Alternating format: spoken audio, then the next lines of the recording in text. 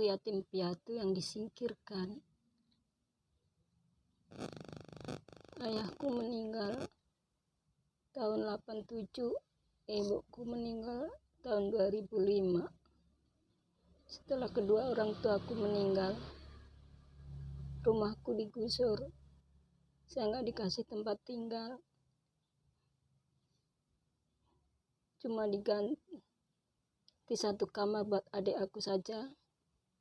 Jadi kalau aku pulang nggak boleh sama adikku, itu rumah dia katanya. Adikku Maskur namanya. Puluhan tahun saya mengalami tekanan.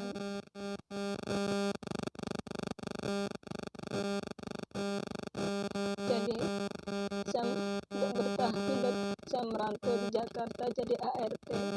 Setiap pulang sama adikku nggak boleh, katanya itu rumah dia. Kalau saya nggak mau keluar, saya diseret, diinjek-injek, dipukulin. Adik aku tinggi, dia laki besar tinggi, aku kan kecil pendek. Jadi kalau pulang cuma numpang-numpang di rumah orang.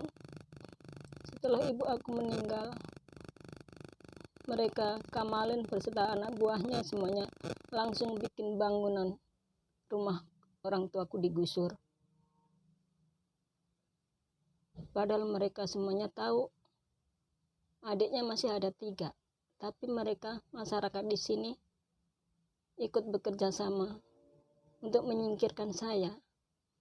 Seharusnya aparat desa akan mencegah terjadinya ini, karena mereka semuanya tahu adiknya masih ada 3, tapi aparat desa malah bekerja sama ingin menguasainya dan sangat antusias pengen menguasainya.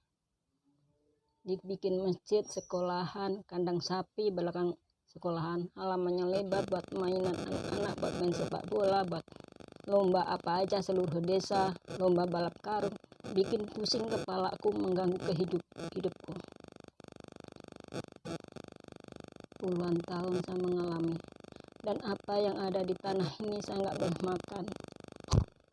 Pohon-pohon pun ditebangin, dibawa pulang Kamalin, dibikin kandang sapi Kamalin. Seharusnya bisa aku bikin rumah, tapi semuanya bersih diambil dia. Ayam pun di dalam rumahku habis diambil. Setiap aku punya ayam, aku tinggal ke Jakarta kerja, ya diambil dia semuanya, dijual istrinya. Kamalin Yatun tuh orang yang sangat serakah. Kamalin tuh kalah sama istrinya, jadi apa perintah istrinya dia lakuin. Suruh mukulin saya pun juga saya dipukulin. Saya sering dikeroyok, mereka didatengin, mereka berdua dikeroyok, ditabuin pakai sandal. Istrinya ngulet aku, tapi Allah selalu menolongku. Aku sepak pakai kakiku gitu, dia terjatuh. Pohon sawo pun setiap buah diambil Sarno, dijual mereka, katanya punya masjid. Saya waktu di rumah sawoku matang-matang mau kujual, saya udah manggil tukang sawo, tapi Sarno sama Jumiran keluar dari masjid melarangnya. Katanya sawo ini buat punya masjid, nggak boleh. Apakah masjid punya sawo kalau bukan mereka orang-orang yang serakah?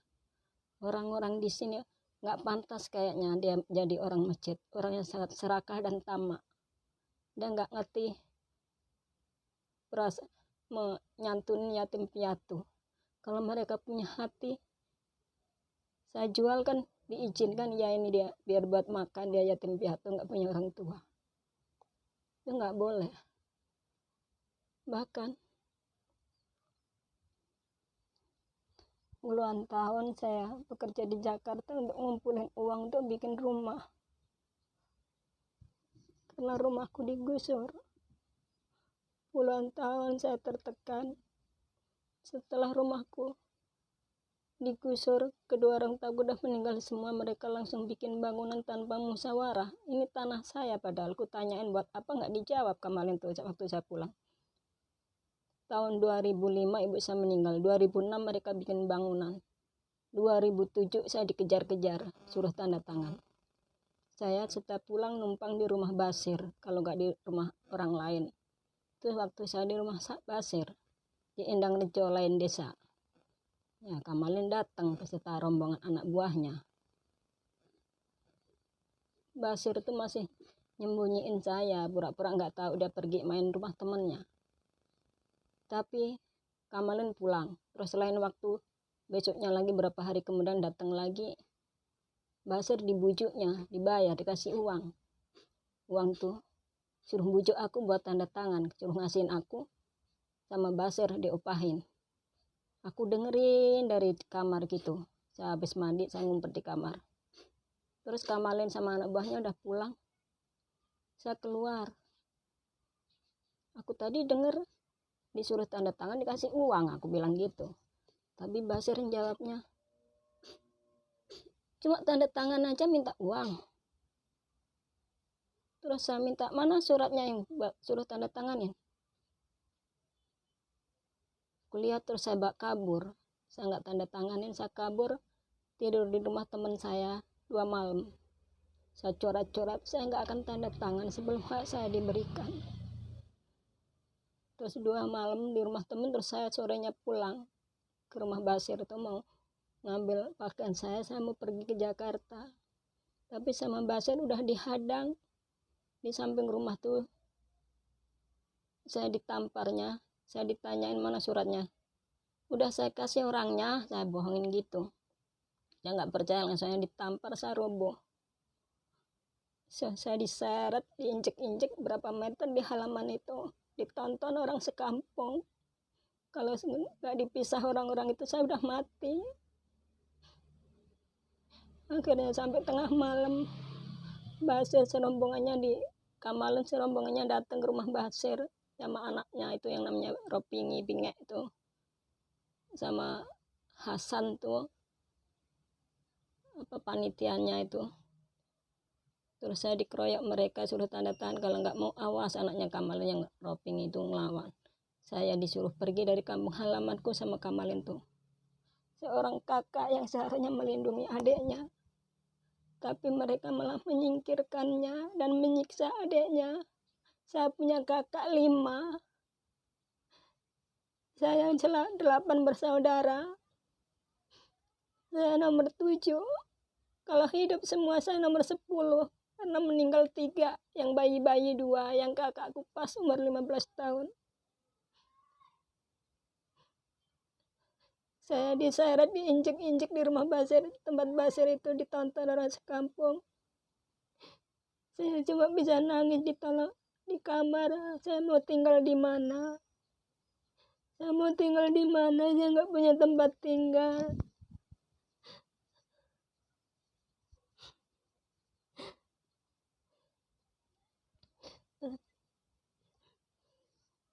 Terus berapa hari kemudian badan saya kan sakit semua. Saya diinjek-injek, diseret, dipijitin. Terus saya minta diantar ke tukang pijat sama istrinya Basir itu. Tapi dia kan malu, dia nganterin aku, tapi hati dia malu ketahuan orang sekampung. Habis suaminya menyiksa saya. Dan saya berhari-hari cuma nangis di kamar. Saya harus pindah di mana, saya nggak ngerti. Akhirnya saya naik sepeda. Tuh, saya kan nggak, dulu masih kecil, belum tahu harus ngadu kemana. Saya naik sepeda lewat sawah-sawah, lewat ladang gitu, lurus kecamatan, rumahnya Basir dekat kecamatan. Saya jalur lurusnya lah, lain desa tapi lurus. Saya ngadu sama Pak Camat, saya dipukulin kakak saya, dipaksa tanda tangan. Nah, camatnya bilang kayak gitu ngadunya ke polisi. Terus saya pulang ke rumahku sendiri. Tapi adekku kan nggak boleh dipukulin. Saya numpang di tetangga tempat Pak Peno itu. Saya lapor ke polisi. Saya dipukulin kakak saya, diseret, injek-injek, saya dipaksa tanda tangan. Nah, sama polisi langsung ditangani. Tapi kejadiannya nggak sekarang. Udah hampir sebulan. Ya nggak apa-apa, kata polisi. Ya, akhirnya kakakku Basir itu dikasih surat panggilan. Nah, polisi 2 kali dia nggak datang. Akhirnya dijemput polisi. Ya, waktu Basir dijemput polisi di rumah saya itu, ya lama saya lagi pengajian besar-besaran meresmikan sekolahan masjid itu kali ya. Saya udah agak lupa, udah lama puluhan tahun. Saya ngoplok, saya dikasih tahu kakak saya yang room yang belakang saya itu Basir dijemput polisi. Saya ngoplok, baru Basir itu baru ditahan polisi 2 malam aja udah dikeluarin sama Lamin, sama Supri tentara itu, sama Lamin mantan kepala desa itu. Saya tiap malam tuh saya cuma tidur di depan pintu rumah saya, kan cuma yang katanya rumah adik saya dibuat sekamar buat adik saya tuh, kan nggak ada ruang, nggak ada kamarnya, cuma satu buat adik saya tidur di depan pintu gitu. Setiap saya ditetengin orang-orang suruh ngeluarin Basir, saya kan gemeter ngoplok karena badan saya sangat kurus dulu, 30 kilo berat badan saya kena anemia. Saya ngoplok tetap didatengin. Pas Lamin itu sama Kamalin dateng, saya suruh nanda tanganin surat itu, suruh ngeluarin Basir, katanya mau dikasih uang. Ternyata ditipunya, dikasih uang 2 juta buat ngurusi tamyiz, bukan uang damai. Uang buat suruh ngeluarin Basir, katanya mau dari penjara, katanya mau dikasih uang, tapi dipotong dari tanahnya. Dikasih 2 juta buat ngurusi tamyiz, tapi dipotong dari tanahnya. Kakak saya tamyiz nomor 3 tuh dulu tamatan PGA, minta kuliah, dia guru agama honor, gak terima, minta kuliah tapi nggak keturutan, jadi stres, jadi ODGJ. Sampai sekarang nggak ada yang merawat, cuma saya sendiri. Dikasih uang 2 juta buat ngurusi tamyiz, uang damai itu. Kok dibuat ngurusi tamyiz dipotong dari tanahnya? Itu kan nipu. Lamin tuh nipu saya.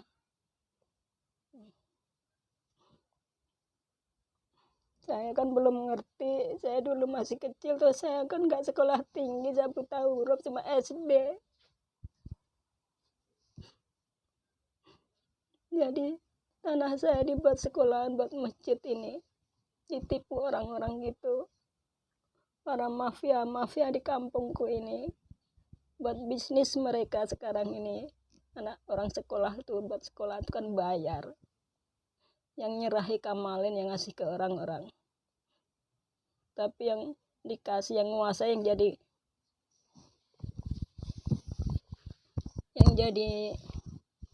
pengurusnya. Pengurus itu kan tugasnya itu kan cuma ngurusi, bukan menguasai. Tapi di sini pengurus menguasai, berhak dan sangat berkuasa, berani ngusir saya.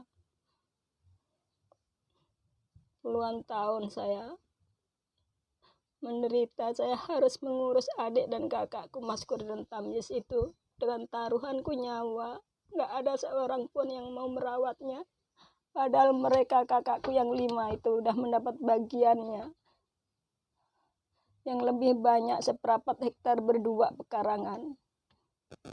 Ini tinggal 1/4, kita masih bertiga. Ditempatin, dibuat sekolahan, masjid, kandang sapi.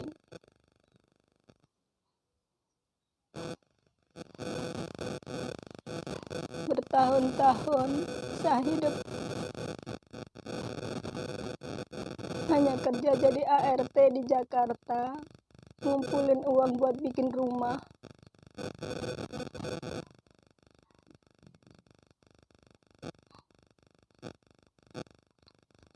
Sekarang terus saya kena steroid di Jakarta. Sekarang saya cuma bikin rumah gubuk di pinggir tanpa ada halaman. Maju nggak bisa, mundur nggak bisa, mentok. Saya di Jakarta kena steroid, akhirnya dirujuk ke RSCM. Jadi saya bikin BPJS di Jakarta. Nggak ada seorang pun yang nolongin saya, yang merawat saya. Saya di rumah sakit jalani operasi pun sendiri, bolak-balik ke rumah sakit sendiri.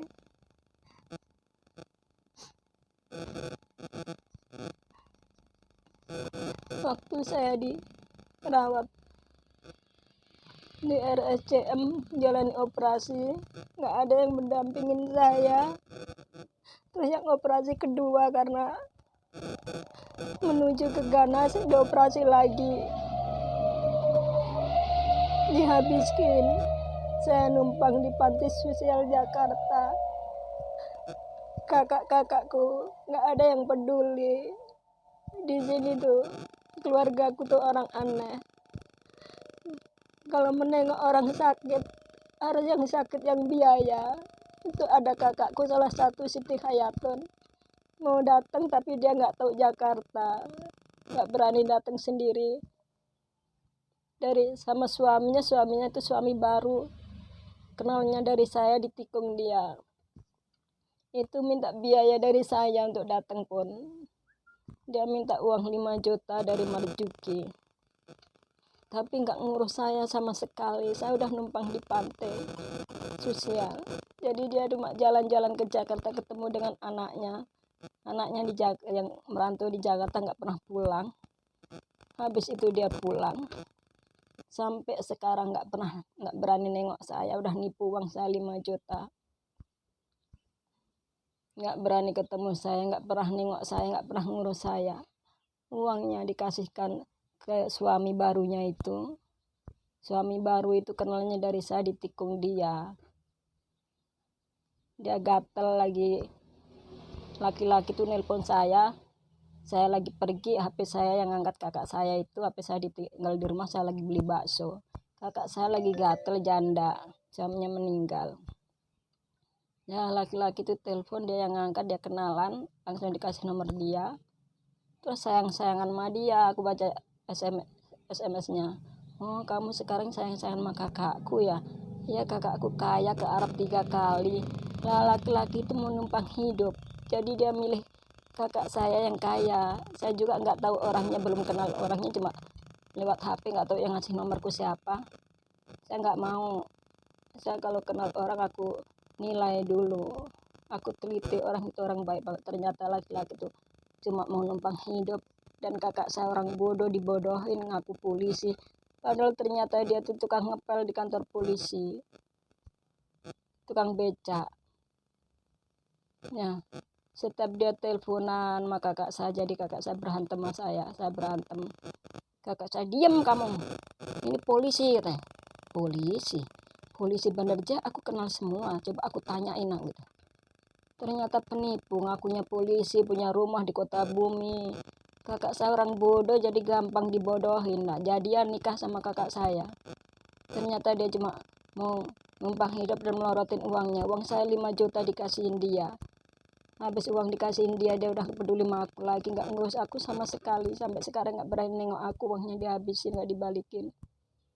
Malah laki-laki itu katanya udah pisah, nggak pernah ketemu saya. Aku dikasih tahu ponakan saya udah kawin lagi kayak tentu. Jadi tulang bawang sana rumahnya. Nah,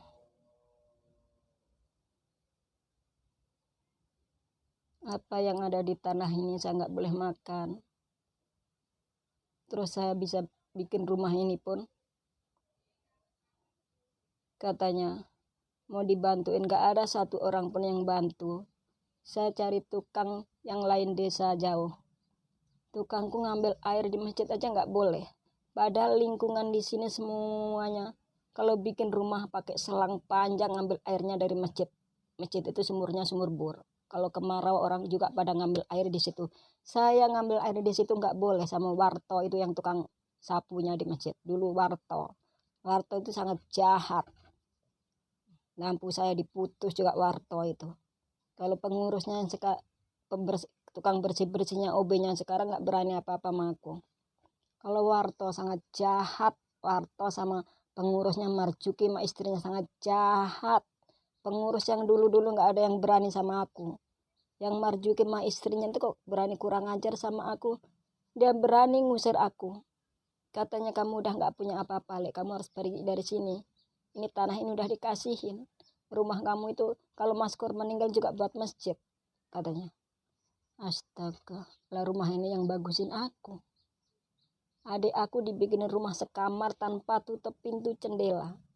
Ini semuanya yang bagusin, yang bikin jendela-jendela aku semua. Salahnya mau, katanya. Apa nggak kurang ajar? Ini tanah saya, surat-suratnya saya semua yang megang. Bukan punya Kamalin. Yang ngasihin siapa? Yang ngasihin Kamalin, bukan punya Kamalin. Ini tanah saya. Ini bukan punya Kamalin.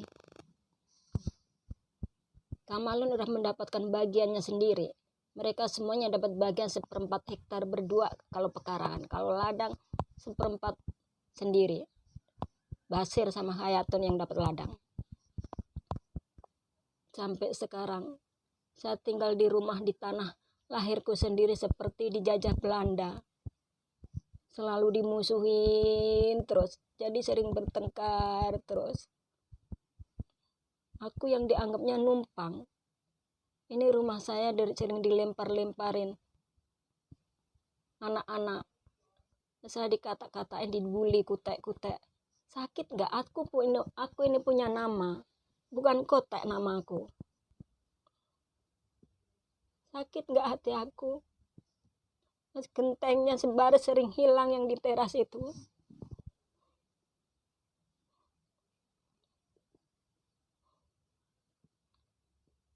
Kalau lingkungan,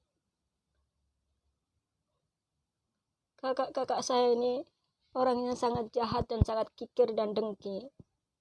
Mereka semuanya punya orang kaya semua keluarga saya ini, tapi mereka nggak pernah peduli. Aku harus merawat adik kakakku Mas Kurdam Tamyiz. Mereka semuanya nggak ada yang peduli, nggak ada yang pernah datang ke rumahku, nggak ada yang pernah ngasih apapun. Yang ngasih saya orang lain malahan. Padahal mereka mendapatkan bagian yang banyak-banyak. 1/4 berdua tuh sewolon kan. Itu pekarangan harganya berapa ratus juta. Nggak tahu diri. Dulu kecilnya kakak saya yang Rumni itu. Saya masih kecil, kelas 2 SD itu ngasuh anak-anak dia. Semuanya saya ngasuh. Dia masih miskin. Masih bawan-bawan di ladang gitu, di sawah gitu. Setelah dia kaya, sukses, suaminya pemborong bangun-bangunan, bikin rumah-rumah semua orang gitu. Dia kaya, dia nggak butuh saya lagi, anak-anaknya udah gede-gede semua. Dia sangat sombong. Seperak pun nggak pernah ngasih uang saya pinjam 2.000 pun ditagih lagi. Saya belum pulang masih pergi, udah ibu saya udah ditagih. Dia orang yang sangat jahat dan kikir. Setelah dia kaya sukses, dia sombongnya amit-amit sama orang miskin. Dia nggak pernah menghargai, nggak pernah baik sama saya. Baiknya sama orang yang kaya-kaya gitu. Akhirnya dapat azab, suaminya meninggal. Sampai sekarang pun kalau dia punya hajatan apapun nggak pernah ngundang saya. Padahal dulu itu anak-anaknya semuanya saya yang ngomong. Suaminya meninggal terus saya juga kasihan sama datang ke rumahnya. Nah, saya dijadiin pembantunya, ngurusin rumahnya, bersihin rumahnya. Lah, setelah itu, dia lupa lagi juga katanya, Kak. Aku nggak bantuin, katanya anak-anaknya pergi ikut suaminya. Sampai sekarang, dia jahatnya sama saya, amit-amit. Sampai pekarangannya aja gandeng rumah saya dibatasin, dipagarin semuanya. Itu cuma gara-gara kakak saya Tamyiz ngambil terong di kebunnya. Kemarin juga habis hajatan nggak pernah ngundang saya. Nganterin makanan ke rumah saya juga enggak. Sama sekali orang sekampung disuruh datang rewang ke rumahnya semuanya. Saya enggak, cuma ceker sama kepala yang dikasih ke rumah saya. Saya punya kakak-kakak yang sangat kikir dan dengki. Seorang kakak yang seharusnya melindungi adiknya, tapi menyingkirkannya. Itu kakakku yang Siti Rumni yang paling jahat, sama dengan Yatun istrinya Kamalin. Setiap ada orang baik sama saya dihasutnya, jangan mau. Dulu saya pernah sakit parah, saya numpang di rumah orang, kan nggak punya rumah, nggak punya tempat tinggal, rumahku cuma 1 kamar di tempat adikku, kalau aku pulang nggak boleh. Saya sakit parah, saya numpang di rumah Pak Suwani yang ngurusin aku, Makmi, istrinya Pak Pernah, sama numpang di rumah Pak Suwani. Istrinya Pak Suwani ketakutan, datengin kakak-kakakku, gimana adikmu itu, mau dibawa ke rumah sakit? Enggak, dia sakit kayak gitu. Kakak-kakakku yang deket kan cuma Kamalin sama Siti Rumni sama Basir yang Rejo, yang 2 Hayatun sama Jariati di Tulang Bawang. Itu mereka bertiga jawabannya sama katanya. Yang istrinya Kamalin cuma ketawa-ketawa diem aja. Istrinya Kamalin yang ngomong sama Mama Impah maki-maki, jangan mau kamu ngurusin dia, bukan, kamu pulangin saja, kamu naikkan motor jangan dipegang biar jatuh di jalan mati, tinggal nyari di masjid ada speaker katanya. Siti Rumni juga begitu, didatengin Mama Impah sama adiknya, katanya jangan mau ngurusin dia, bukan keluarga kamu kok. Sakit sampai sekarang hati saya. Terus Basir juga begitu. Mama Impah sama Mak Mia datengin ke sana, gimana adikmu? Katanya udah nggak, bukan urusannya, udah nggak mau tahu mau mati mau apa. Ya Allah, kenapa aku punya kakak-kakak yang seperti iblis semuanya ya? Akhirnya mereka semuanya sekarang meninggal duluan. Mereka orang yang sangat membenci-benciku dan ingin menyingkirkan aku. Akhirnya Allah mencabut nyawanya duluan. Ya Allah.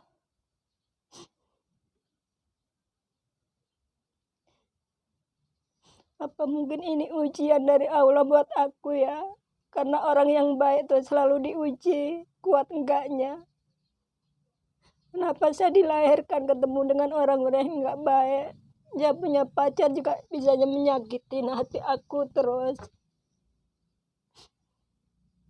Saya cari yang baik, enggak ada yang lebih baik.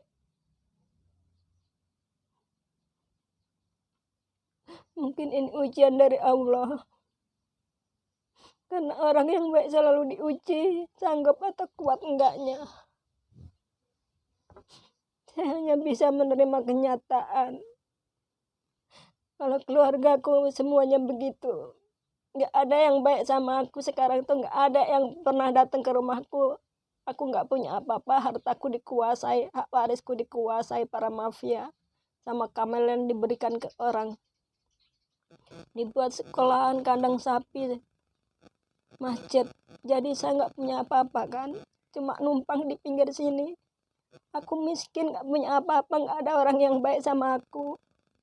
Bahkan keluarga aku pun nggak ada yang baik. Ponak-ponakan aku pun jauh, yang jauh aku telepon bilangnya salah sambung, takut aku minta bantuan. Saya nggak punya apa-apa, disingkirkan, jadinya nggak ada orang baik, lingkungan juga nggak ada yang baik. Mereka kalau mau nolong katanya keluarganya aja nggak peduli, gimana orang lain mau nolong. Aku heran kok. Lurahku juga begitu. Aku heran karena kalau keluarganya peduli kan udah nggak butuh pertolongan. Yang butuh pertolongan kan yang keluarga nggak peduli, yang diterlantarkan itu kan. Aku pernah minta bantuan ke bikinin kakakku sakit. Kakakku Tamyiz tuh yang ODGJ, yang tamatan BG itu sakit. Saya sendiri yang ngurus, nggak ada saudara yang mau nengok nggak apa. Saya bingung, saya WA kadosnya, kepala dusunnya Pak Tamyiz sakit. Itu juga nggak mau, alasannya aku nggak di rumah. Sampai setengah bulan Tamyiz itu sakit. Saya cuma bikinin bubur, dia udah nggak bisa makan nasi. Sakit parah dia. Yang Siti Rumni itu ku kasih tahu juga nggak datang-datang, rumahnya di belakangku, di sampingku. Giliran Tamyiz sudah bisa jalan, dia datang bawa nasi sepincuk gitu. Ya nggak dimakan lah, orang habis sakit. Makanya bubur dikasih, saya pakai sayur kates. Itu nggak mau datang. Habis itu aku datang ke tempat kadosnya, kepala dusunnya tak suruh bikinin KTP buat Tamyiz. Biar bisa bikin BPJS kalau sakit. Biar bisa dibawa ke rumah sakit. Karena kalau dia sakit aku kan bingung. Aku berobat sendiri buat aku. Terus obatnya tak kasihin dia.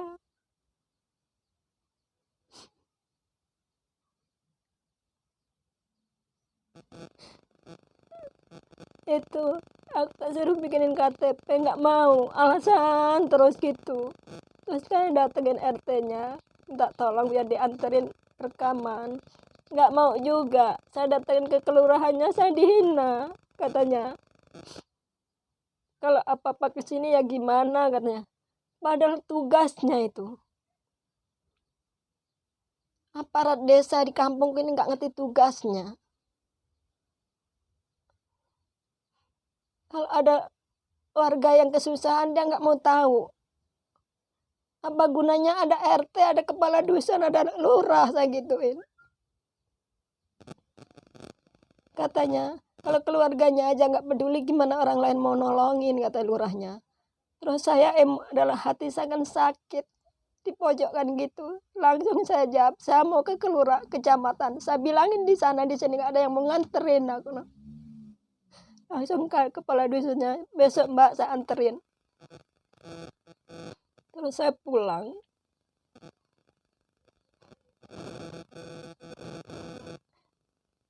Saya sampai rumah, WA lurahnya aku kata-katain, Pak.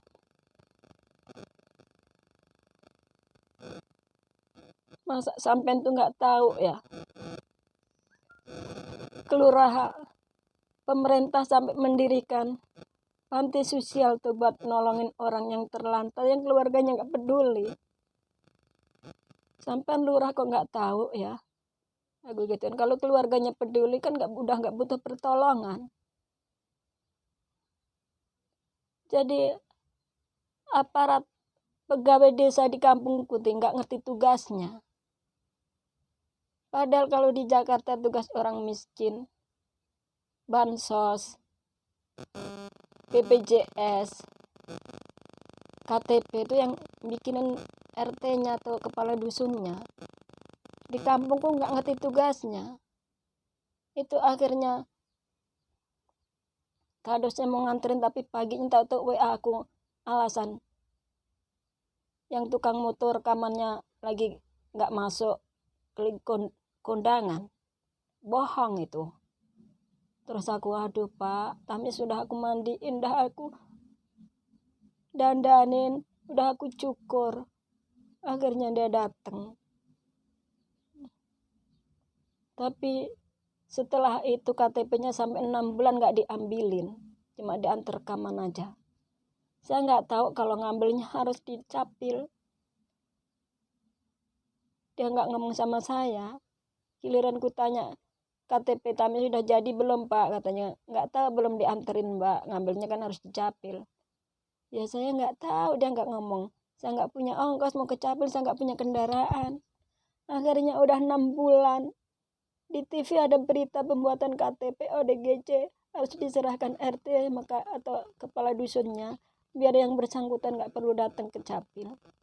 Akhirnya aku langsung WA, Pak itu ada berita pembuatan KTP ODGJ harus diserahkan RT atau kepala dusun. Besok Mbak saya ambilin gitu.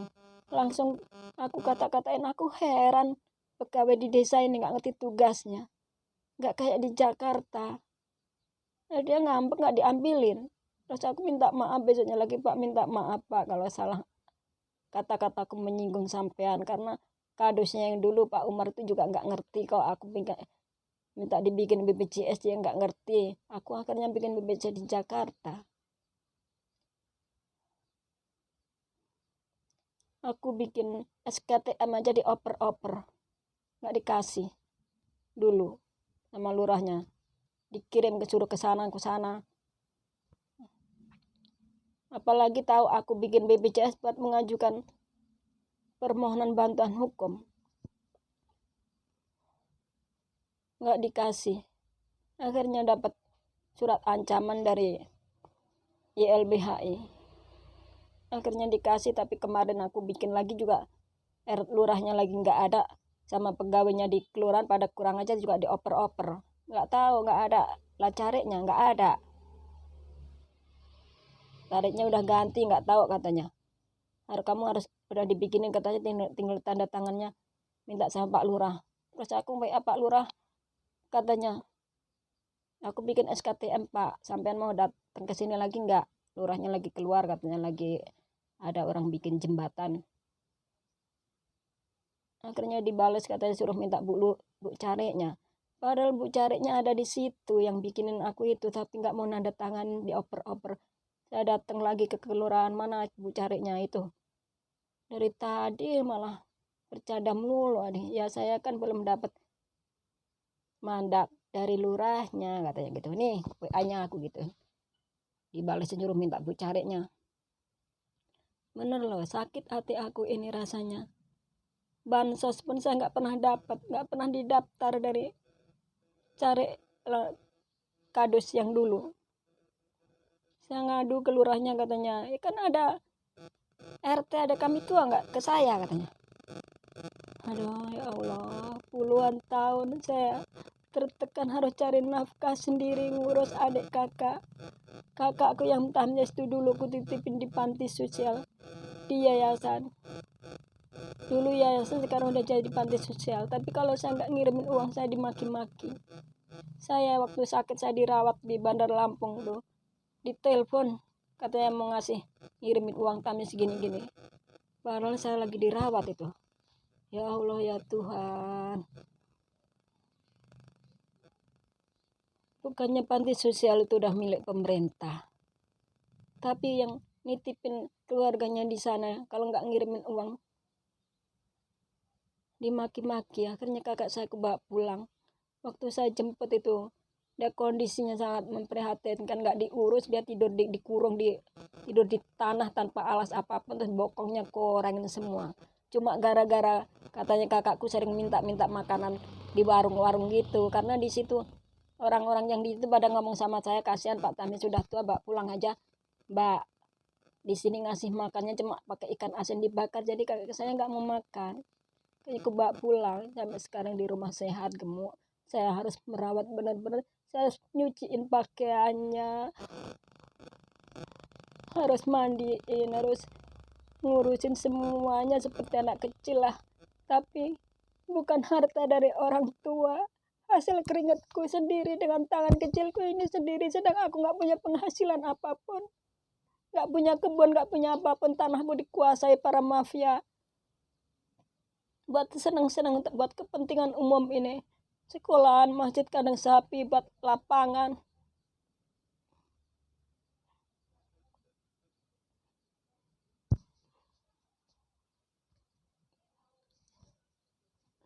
Kalau keluargaku udah nggak ada yang peduli, apa desa nggak ada yang peduli,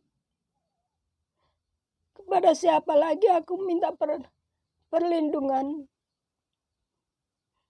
dan keadilan. Tolong para penegak hukum, Kemenkumham dan sejajarannya, bantu rakyat miskin, bantu orang miskin dan orang yang tertindas. Kalau keluarga, aparat desa, semuanya udah nggak ada yang peduli, lingkungan, kepada siapa aku harus meminta perlindungan dan keadilan? Hanya Kemenkumham.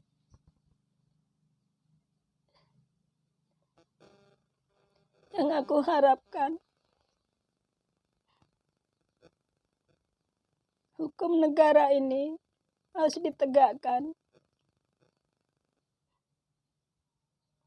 Negara ini kan negara hukum. Kemenkumham dan sejajarnya bantu orang miskin dan orang yang tertindas. Hanya itu yang kuharap.